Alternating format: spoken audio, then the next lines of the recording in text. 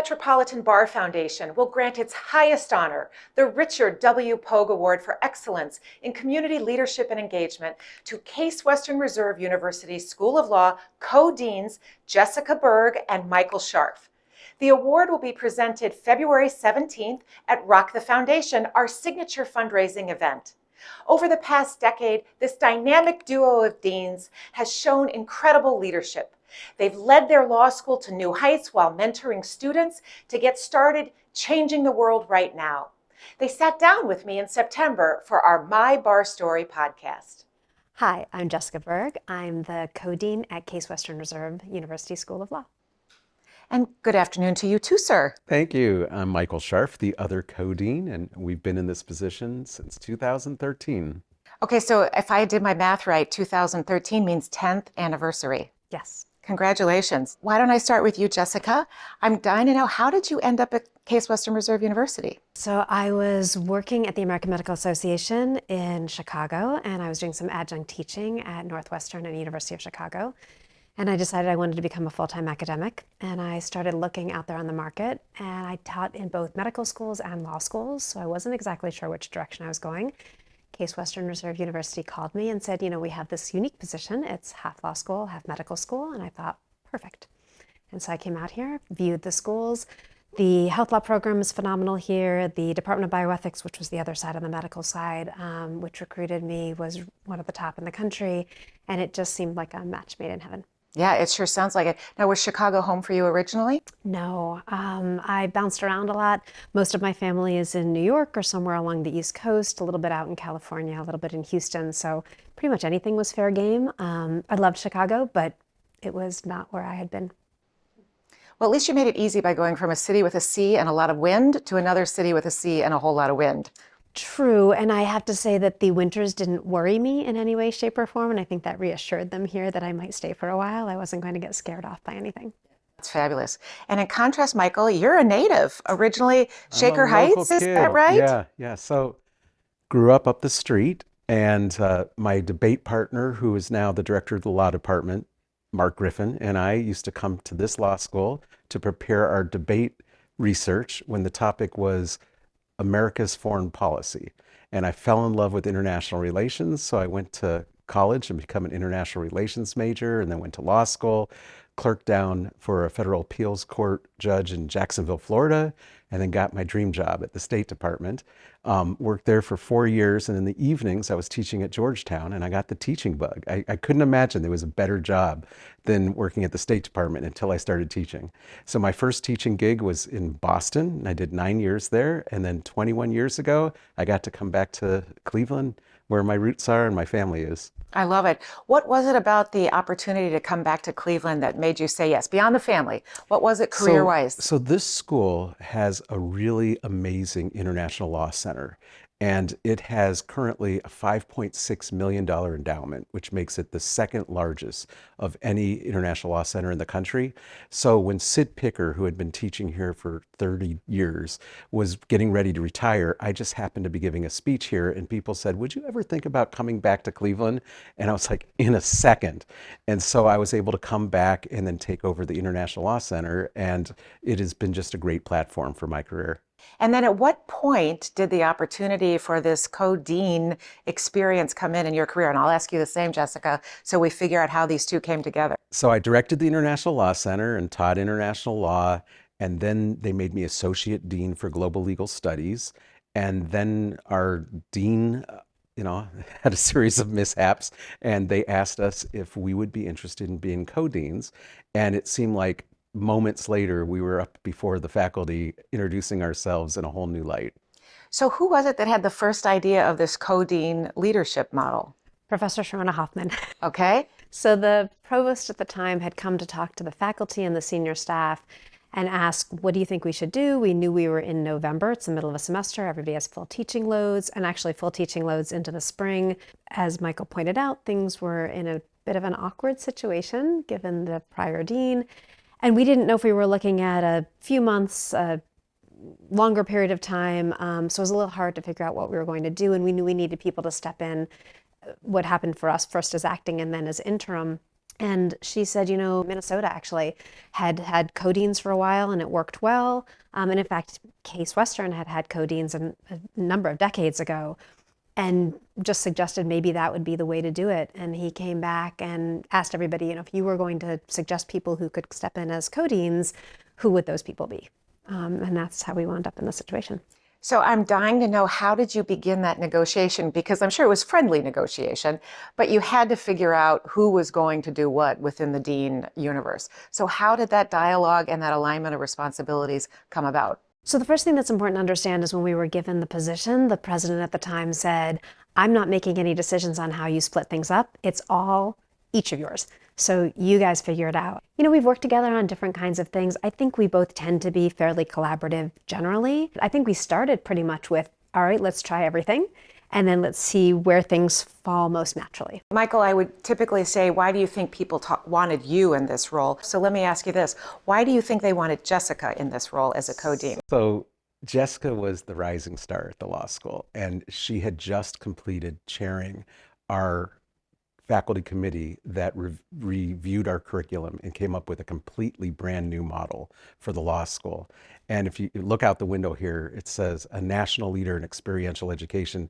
What Jessica did is came up with a way for the law school to transform from a doctrinal, general, regular law school to something really special. And so at the time, everybody was really excited about the change. We knew that this was going to be the future direction of our school. And so I think everybody just thought, well, Jessica was so successful at that, she's going to be a great leader. Yep, that makes sense to me. Okay, Jessica, I'm going to ask you the flip side. Why do you think everyone was so eager to see Michael take the other half of this coin? Yeah, I think Michael has the national visibility. Certainly at that time, he was probably one of the most prominent faculty members. International law is a huge area of this school, so it made a lot of sense to pull somebody who knew a lot about that area already. It meant that a good portion of this job was something that he already had in his wheelhouse.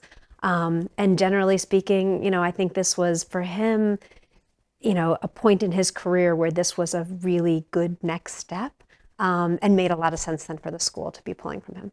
There's certainly an awful lot of administrative responsibility that comes along with a deanship, whether it's co or solo. I'm curious about how in those early days you balanced your love of teaching, your passion for teaching, and the adoption of now these new administrative responsibilities. Michael, any early insights for you? Well, so first of all, when you talk about the responsibilities of deaning, one of the biggest ones is fundraising. And the nice thing is that a lot of people who are thrown into the role, you know, are not great fundraisers, or just don't have the natural inclination to do it. Jessica and I were energetic and enthusiastic about it, and I think our greatest success as co-deans is that we've been able to see twice as many alums, have twice as many visits, and in the 10 years we've now raised $70 million for the law school, which is Wait, you have to pause and say that number again. It's a lot. It's a lot. It's about 3 times more than any single dean had ever raised, and so it's really been able to make transformative differences for the school. So that was the first thing. We had to, figure out how are we going to do fundraising, and that is one of the most important things. When it comes to other roles, Jessica was originally a math major. She's really good at finance. That is not my strength. If it was my strength, I would have been a veterinarian and not a lawyer, because that's my real love. But I just couldn't cut those classes, like many lawyers. So Jessica's taken over the HR and the finance portfolios. What I really love, though, is communications and marketing. My dad was the general manager of the Cleveland Jewish News. He had a marketing background, and by osmosis, I just caught the bug. And so I've been really throwing myself into that area. But as far as, strategic thinking, working with the faculty, working with the staff, those things we share evenly, and one or the other of us can take any particular project, and we're more or less interchangeable. So Jessica, I'm interested in those early days, that finding that right balance between the administrative role and still teaching, which is clearly a passion. It was pretty crazy in the beginning. It's almost hard to remember how crazy it was in the beginning. We definitely were still teaching. We were on the road a lot, and a little worse, we were on the road based on schedules that had been determined prior to us stepping in. So there were a bunch of things already planned by the former dean, and we just had to fill in, which meant we were doing a little bit of a scramble to just try to figure out what works and what doesn't work at that time. The other thing was we had our finance and administration person had she left about a week after we came, not because of us. She'd already announced that she'd taken another job in another state prior to the dean stepping down before us. So we were left with just a complete kind of figure out how to be dean, figure out how to also run the finance and administration pieces of everything. And I'm trying to think if we had anything else open at the time. I wouldn't have been surprised. From time to time over the 10 years, people have left. And the nice thing about having the two of us is that one or the other of us will just jump in and fill that role. And so we've been without our associate dean for global legal studies for, I think, 5 years now. So I've been doing that in addition to the deaning. I love teaching, but realistically, we are not in the same place at the same time every week through the course of a semester, which makes it not just challenging for us, but I think unfair to students when you put us into a more typical classroom. But we do a lot of really innovative things with teaching. So we have short intensive courses. We have courses that run for half of a semester. We have summer courses. And we've managed to sort of slot ourselves into the areas so that we are teaching consistently, but not necessarily in a more traditional classroom setting. And I'll tell you what I really love. I mean, I like the classroom and I teach international law every spring. I do the Journal of International Law. But what really gets me is I coach the Jessup International Law Moot Court team. And there's a lot of teaching involved in that. I do that in the evenings, I do that on the weekends. But our Jessup team has won the world championship. We've been the regional national champion 10 times in 21 years. There's a whole wall behind the moot court room of all the plaques we've gotten. And so I guess my type A personality, vicariously enjoys that. But I just love, being able to take these often 1Ls and teach them everything they need to know about being successful in moot court. Tremendous. Jessica, I'm interested about as you look back on the last 10 years, what are some of the accomplishments that you're most proud of? So as Michael pointed out in the beginning, the rollout of a very different and new curriculum has been phenomenal. So I think that's probably the biggest deal. And we've certainly garnered national recognition for a lot of that, including on the experiential education side. We've done quite a bit in updating the building, right? So just some of the basics, making it a more comfortable space for students, for faculty, for staff. We're just finishing up the final pieces of projects. I think that pointed when you renovated your house where you start to look back at the first thing you did and realize that you have to go back and do something else. We've built a really phenomenal faculty, and we did that through a pandemic. So that's another piece of it that I think has been great. And then we have a phenomenal staff right now. We have some long-term people who've been with the school for decades now, and we have some newer people, and I think we have some real potential to just be an amazing place. What have you seen in terms of how the students have changed, or maybe they're the same in the last decade with COVID stuck in the middle? I don't know how they could be the same, but what was it like as you were first stepping into the role of co-deans in terms of what the student body felt like, you were coming out of the 2008-2009 timeframe where law school class sizes had gotten much smaller and you were working to build back, and then COVID, and now we are 3 years post-COVID, thank God, maybe we never go back. So talk a little bit about the students in all of this. Yeah, our students are pretty different. So I can't speak a lot on the individual level, whether any particular student is that different now from before, but the student body as a whole, it's a much more diverse student body, both in the demographic makeup, but also because we have a number of new programs now. So we made a very strategic decision that we were not going to be as large of a school as we were. We wanted to make sure that we were holding higher criteria, that we were able to place all of our students, and that we were engaged with our student body in a way that I think is very important for us. So we know our students, the faculty know our students. We do a lot of different things with them. They have a lot of different opportunities. You're not here anonymously. That decrease in our JD student body meant we had to be thinking very strategically about what else we offer as a school.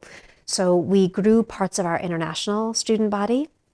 We also added in a variety of master's programs, which look very, very different. So the people here in the building are different, but I think that makes us more exciting. That also makes the class discussions very interesting. And overall, it makes us a stronger institution. There's been a huge evolution of students across the nation in the last 10 years.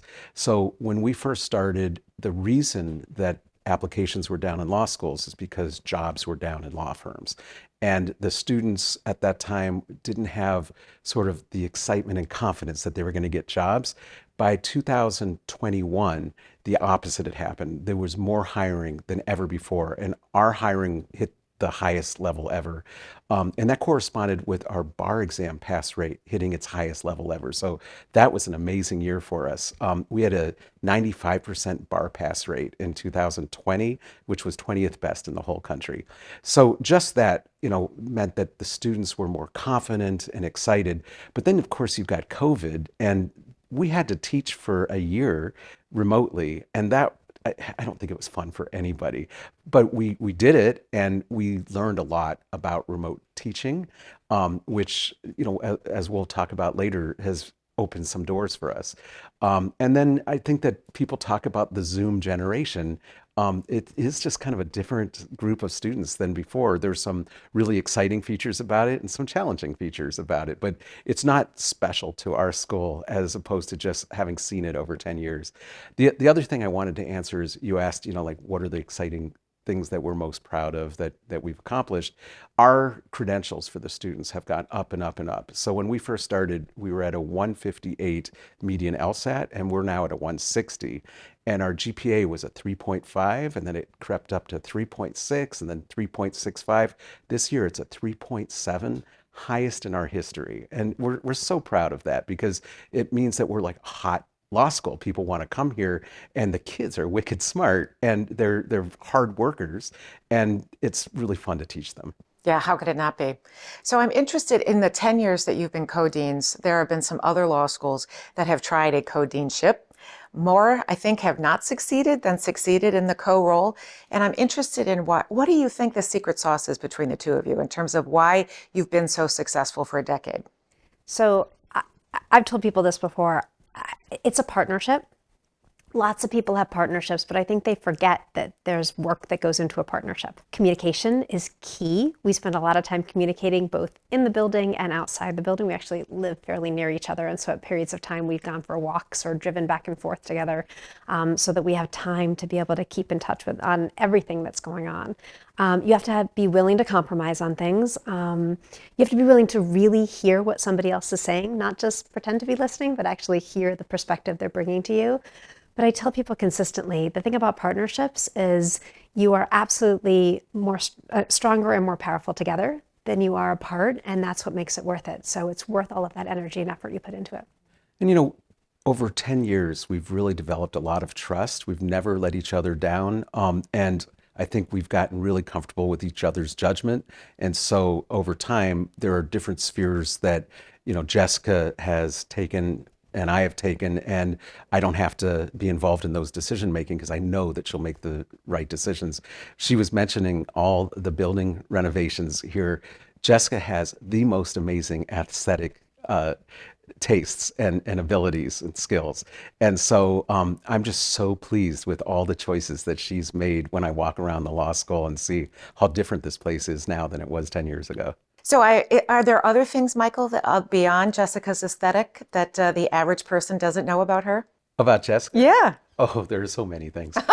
Anything you can share? Can't share all of them. Let's start when she was a kid. So I think she spent from age 6 to 16 playing classical music and getting really good at that. And then I think she gave that up when she became she started flying airplanes, working toward her pilot's license. And then she was kind of like Doogie Howser, and she graduated early and took college classes and then went to Cornell a year early.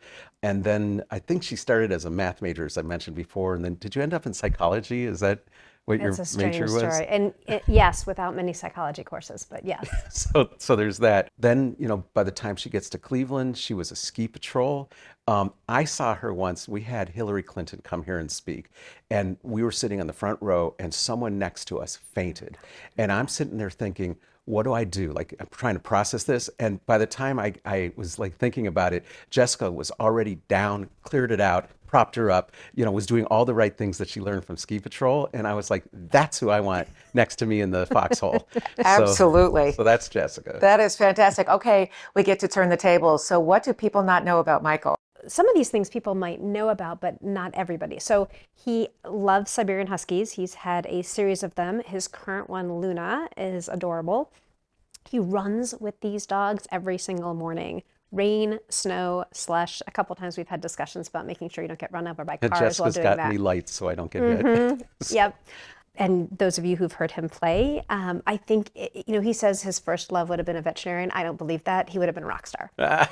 If he had anything that he could do, he would be playing his guitar and singing. That's clearly, without a doubt, one of his favorite things to do in all settings. You love skiing, and you do a lot of skiing in interesting places, love traveling, and do a lot of traveling in interesting places. And I get a lot of very cool photographs from those places. I was fortunate to come visit Michael a few days ago, and he gave me the tour of his new office. So we walked around and I saw these amazing photographs from just a lifetime of incredible trips. But you have a few of your... No, they're not mine. They're not yours? It was funny because when Michael, we swapped offices, and he's like, "Should I take the llama and the alpacas?" And I was like, "No, they can They're stay." yours. They're theirs. I love it. Well, what a great way to share. We've spent some time thinking about what you have accomplished in the past, and I'm, as wonderful as that is, as tremendous as it is, I'm actually more excited about what do you see on the horizon as you look forward in the next 5 to 10 plus years. What are you excited about? Michael, let's start with you. Well, I'm going to tee this up for Jessica, but just this week, we announced the launch of our new online part-time program. And Jessica's been working on that for over a year and a half. So why don't you tell us about it? Sure. I've actually wanted something like this for a really long time. And pre-pandemic, there was sort of mixed feelings about online education and what it could do and whether it would work. And I joke with people that the spring of 2020 was the greatest natural experiment on the face of the earth. Everybody had to teach remotely. And so it really forced people to think about how you could use this modality to reach students in different ways. And while I strongly believe in in-person education, and I strongly believe we will continue to have in-person JD programs, I think there's a population out there that does not have access. They are living in areas that do not have law schools with part-time evening programs. They have life circumstances either for themselves, with issues or disabilities that prevent them from more easily attending classes on a regular basis. They have childcare or elder care responsibilities that also make it very hard for them to be doing these things, for whom an online part-time program would be ideal. And our goal has been that we develop this program, build into the program a lot of the academic support elements that we think are so very crucial, build into the program ways to interact with their cohorts so they're getting all of those pieces, and also maintain sort of the same high standards in terms of the students that are coming in. And I'm really excited to see this launched. It'll launch in the fall, and I'm pretty thrilled to see where we'll go with it. Is there, built into this online program, is there opportunity for the students to come on campus at any point? Yeah, so there actually are optional in-person residencies, and those are built around the idea that while it might be very hard for you to come for a whole semester or even for a whole summer, you might be able to come for a 1-week time period. So the idea is that we might offer you some short courses. We might offer you moot court or mock trial competitions during that time period. And on the weekends around it, we want to wrap around both some social services and some professional development pieces. So some networking and other kinds of things. Those should be pretty exciting too. And hopefully those are things that we're going to encourage students to come to about 1 a year. But we recognize, again, people may have other life needs. We didn't want to make them mandatory. We just wanted to make them accessible. Mm-hmm. What a great new innovation that's going to be transformative in yet another way for the school. Michael, anything you're excited about for the future? If you look at Ohio State and its success, it was when it got the Moritz Family Endowment. We decided to launch a $20 million scholarship drive.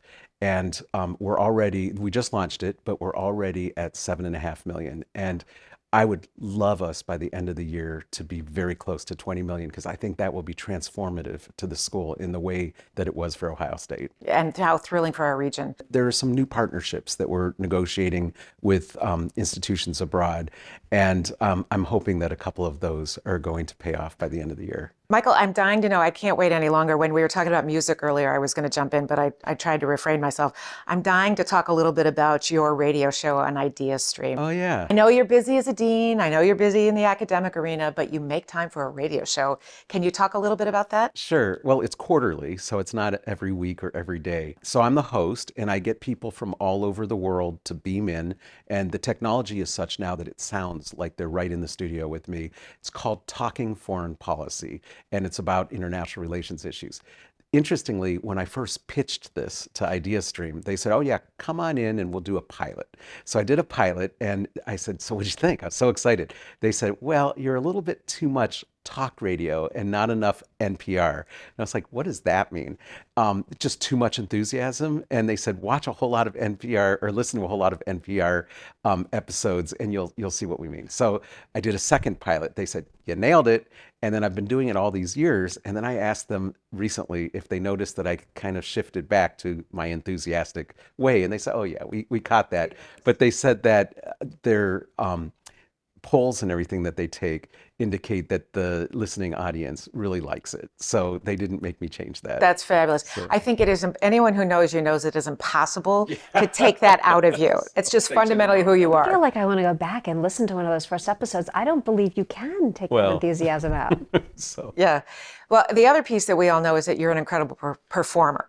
So I would love to talk a little bit more about your band. So the law school had a band going back 30 years, and Ken Margolis, who had then been a clinical professor, actually had a top 10 hit years and years ago called Not It's the Cold law school Outside. band. Not when he was at He the law had school that, band. and then he had the band. Right. And so they invited me to join the band, and they would basically play the B side of records because they were like a really classy group. But I'm an A side guy, pop through and through, songs everybody knows by heart. So over time, I started introducing more and more of my songs, and more of the old crowd started dropping out of the band. I don't know if it corresponded, but we started bringing students in. So now there are amazing students who are so much better singers and performers than any of the faculty, really. Although, let me mention a couple of the faculty that are in the band. Charlie Corsmo, who was a famous Hollywood child actor.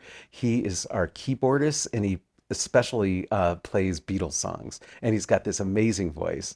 And whenever he does "Hey Jude," everybody in the audience lights up their phone and goes back and forth, as they did at the Jam for Justice. The director of our law library is our bass player, Katie Mercer, who's a writing professor, and Andrew Paulus, who's a clinical professor. They do background harmonies. And then we have some alums that have stuck with us. One of them, Liz Safier, is at Squire Patton Boggs. She has an electric violin. And then Chuck Halberg, who's literally a billionaire, and he's a member of the board of trustees. He plays an amazing guitar. And so he's on the band as well. That's fabulous. I can't think there are too many directors of library around the law libraries around the country who also play bass guitar. Yeah, and there's this one song, Van Morrison's Brown Eyed Girl, where there's this amazing bass solo. And I just love when we get to that and I say, "And there's Joe Custer on the bass." And it's really great. That's awesome. That's great. So one of the things that I know that you both believe in is that you have an obligation and a commitment to the law school, to your faculty, to your students, and your staff here. But you also see the law school as playing a critical role in the broader community. Jessica, maybe you could talk a little bit about the law school's role in the broader Cleveland community. One of the key pieces for us has been our law clinic. So we serve primarily the East Cleveland and Cleveland population, and we serve indigent population who can't afford for legal services in other contexts, so they don't have access, and that's where we spend our time and focus in making sure we offer those legal services. More broadly than that, we do expect, and we have certainly seen our faculty and even our staff become involved in the Cleveland legal community in a wide variety of ways. Sometimes they're on task force, sometimes they're part of other working groups, they're part of the CMBA, and then part of the Ohio State Bar Association, also in this kind of goal that schools are successful, universities generally, to the extent that they work with their communities in terms of where they're going, what they can offer, and how they can play a role in the things that are really important to the community. And so we try to encourage that in all of our faculty and our staff, and we try to encourage our students likewise to become involved. And so, Michael, then I'll ask you, as the international man of mystery, what do you think the law school's role is in the broader globe, the global community? When we're recruiting students for the international law program, I tell them, I know that you want to go to a law school that will make it so that you can have an impact on the world. But if you come here, you don't have to wait till you graduate. You'll start having an impact as a 1L in our school.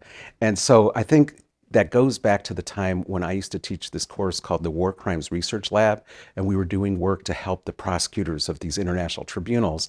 And the Special Court for Sierra Leone actually nominated our students and program for the Nobel Peace Prize. Then the same prosecutor ends up joining our faculty, and he now teaches that class. And he also created this thing called the Yemen Accountability Project. And over 70 of our 1L students, about half the class, are in this project. Yemen's civil war, people aren't focusing on, but it's a horrible civil war. So the only place there's documentation and legal work being done right now is at our law school. And someday, and I'm absolutely positive about this will go to an international prosecution, and it'll be Case Western that made the difference. Wow, what a game changer. I'm curious, we've spent at the Bar Association, we're celebrating our 150th anniversary, and we've spent a lot of time talking about legacy, what the legacy of our bar is, what the legacy of our individual members are. Jessica, what do you hope your legacy is down the road when people look back on what you contributed to Case Western Reserve University? I'd like people to think about it as at least the time period, I hope they think about it as a time of stability and growth.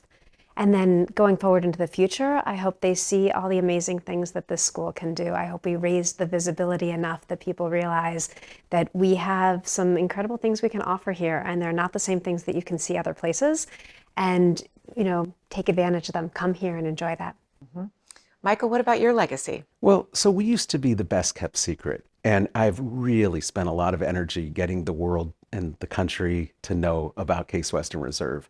But I remember when we put the flag out front that says, it's a banner that says a national leader in experiential education. That was us sort of celebrating our future. But in the last 3 years, we've been ranked in the top 10 in practical training. So we achieved that. And we've also been ranked as a top school in 12 specialty areas. And that's something, I think we were always strong in those areas, but now we're getting the recognition. The other thing is, Jessica and I, we just brought a very positive approach to deaning. And this is a school, like many law schools, that used to have fractious relationships. And I think the last 10 years have really seen a community develop, and it's been a really friendly time. And when you have that kind of culture, the school can produce and be more successful by leaps and bounds than without it. And so I think that's part of our legacy as well. I think there's another component to your legacy, which is just getting started. And that, Michael, I've got to look at you when I say this. You have been, since 2016, one of the earliest supporters of an initiative that the Bar Association's just getting off the ground, and that's the Cleveland Legal Collaborative. When we first started talking about this opportunity to bring a next generation of lawyers, train them with the senior lawyers to serve the underserved, you were at the table, front of the line, saying, we're in. Tell us how we can help and how we can be a part of this. I'm the biggest cheerleader for this project. I hope that, I can't wait to see it roll out. I hope it's a huge success, and I'm confident that it will be. But basically, it means that, some percentage of law students who, aren't ready to go into big law firm practice or get government jobs will be able to start their careers rather than waiting a period of time under the tutelage of really good lawyers that are at the end of their careers and have the time and energy and interest to help them along. And they'll have a facility and they'll have the resources, and it's going to make a difference for a lot of people in Cleveland. And Jessica, I'm curious about, what would you say to somebody who's thinking about going to law school? We see a lot of students who are sort of like, what do? I come out of college, where should I go? Why should a student today say yes to law school? Law still remains one of the most flexible degrees that you can get. It trains you how to think, it trains you how to communicate, it opens a wide array of doors. I think it is still a good bet for a student who's thinking, I want to make an impact on the world. I guess I'll borrow from Michael's. If you really want to make an impact on the world, consider us, because I think you can make that impact right from day one. We give you a lot of those opportunities. We allow you to explore a lot of things that you maybe didn't get a chance to explore otherwise. We're one of the few law schools in the country that has a study abroad program, right? We give you some things that I don't know that all other law schools give you, and we give it to you in an atmosphere where you're on a vibrant university campus. You're in what I am, as a Cleveland transplant, a phenomenal city that has a lot to offer. And we give it to you in a community that's going to care about you and be engaged with you while you're here. One of the things I tell law firms when I do my law firm visits is you're going to see that our law school is a national law school. Over half our students come from other states, but they all are interested, or many of them are interested in practicing law in Cleveland. They fall in love with the city. So we are one of those places that are bringing people into Cleveland and helping to grow it. And what I tell the law firms is give them a chance. You know, you may think that they're not really serious about Cleveland, but they are. And a lot of them, you know, end up thriving and becoming the leaders of the bar in the city of Cleveland. I was going to say the CMBA is a testament to that. We have many case graduates who are very active in our bar association, including this year's Bar Foundation president, Meredith Shoup, who is a very proud graduate of the Case Law School. Well, it's crystal clear to me your impact individually and collectively is tremendous, both locally across the state and now across the globe. I couldn't be more excited to see where both of you go next and where the law school follows, because the opportunities, I think, are just unlimited. So thank you for making time for us to sit down and have this conversation. We're so grateful for you to tell your own stories with our bar, and I can't wait for the rest of the world to hear it. It's been a pleasure. Thanks, Becky. Yeah, thank you so much. The Pogue Award will be presented at Rock the Foundation 18 on Saturday, February 17th, 2024 at the Music Box Supper Club. Sponsorships and tickets are available right now at clemetrobar.org/Rock the Foundation. We hope to see you there.